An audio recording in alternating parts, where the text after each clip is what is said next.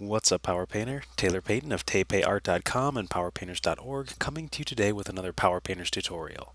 So in this tutorial, I really wanted to just do a really quick process that I have been using for a few days now that allows me to communicate an idea pretty quickly, usually in under an hour, and it's mostly black and white and drawing based.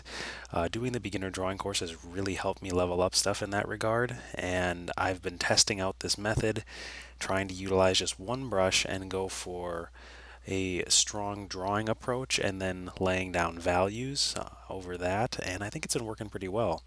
So I really wanted to get the video out to you today in terms of the Monday, Thursday upload schedule, even though it has been an incredulously long day, and after updating my Mac OS, Photoshop decided to pretty much poop the bed.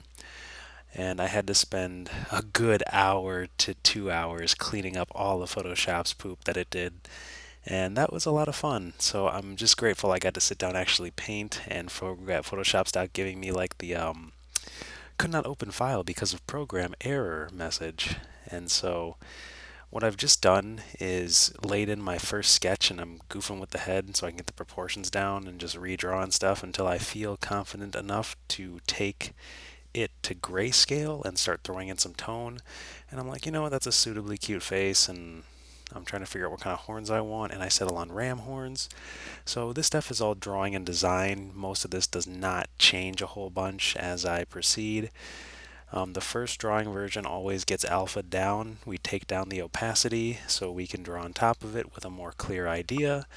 And in this case, I'm thinking of like a sort of a ram warrior race girl. Pretty typical fantasy stuff, and I wish I would have kept some of the simplicity that I have in the sketch. I kind of got a little noodly at the end for sure. Um, I'm just going to chalk that up to being super tired, but I think that overall you're going to see that once the tone comes in and the drawing is complete, it does work out fairly well. And for something that came together in under an hour after a lot of Photoshop stress, I cannot be too mad at it.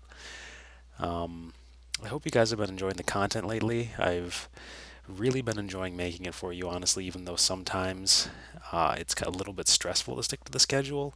I didn't anticipate that just uploading videos twice a week consistently could be so hard, even though it's only been about a month, which is really crazy. I have a lot more respect for content creators on YouTube now. Laying in some tone here and just trying to get it to feel nice and a little bit textury, but also have some background tone so that I can kind of establish a really rough lighting scenario to follow and focus on the upper body, which is where most of the effort's going to go for this. I had to pick my focal point because I couldn't render everything out. And then I just start laying in more tone in the hair, and you're just going to see me establish values and go back and forth on the face for a little bit. But yeah, essentially, I just really um, didn't realize how much work it was to create videos, this many videos. But I really do enjoy it, and you guys give me beautiful comments that spur me on and let me know what you like and what you would like to see more of or what you'd like to see less of, and I will do my best to taper the content to that because you guys are what keeps Power Painters alive. Without your support, your love, your consciousness looking at this stuff, I probably would just be doing art for people for money mostly, or just doing it for myself, which is also probably the best thing, honestly, as an artist, I think. Not in a masturbatory way, but if you just do art to kind of please your soul, usually that's the kind of art that connects with people anyway, because we can tell as human beings when something feels more authentic versus when something feels fakey, or you got to put on like a professional mask over it. And that you have to do that sometimes when you're working on client stuff, but um, overall, it still comes through the best when you got love for what it is you're doing and a genuine interest. So you always want to put yourself and your connectivity into your art. Otherwise, there's a sense of detachment that will definitely pervade the piece. Speaking of the piece, I am really working that upper body simply because that's where most of the light would be hitting, and I've made sure to keep everything in a rough value range underneath in the light where most of the contrast is. And I'm constantly looking up at my navigator in the upper right corner to make sure that my values are separated in a decent way. And it's really rough, it's very approximate, but it still reads.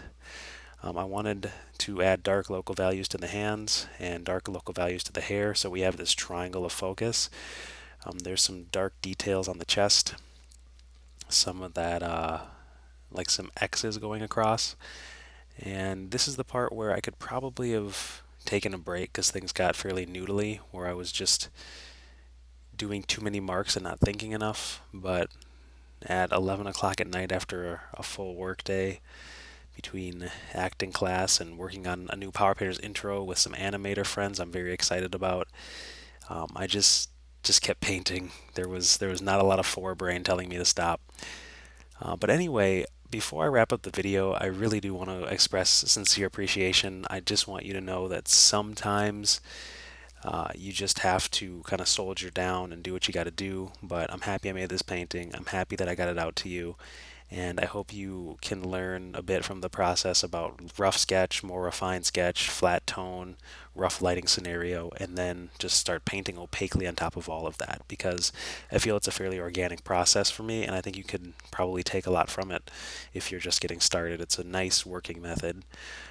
Lastly, what I will say is one of my goals for Power Painters is to increase the mailing list so that I can get more beautiful content to you. I have 12 emails set up to link you directly to Power Painters content and the Power Painters Dropbox, where I'll be including this brush and this PSD and other PSD files and processes from paintings that I do, and the pool of PSDs and sometimes custom brushes will be growing. So if you opt into that mailing list, you will be given access and just keep checking back, and there will be new files about as much as I paint, which is pretty frequently.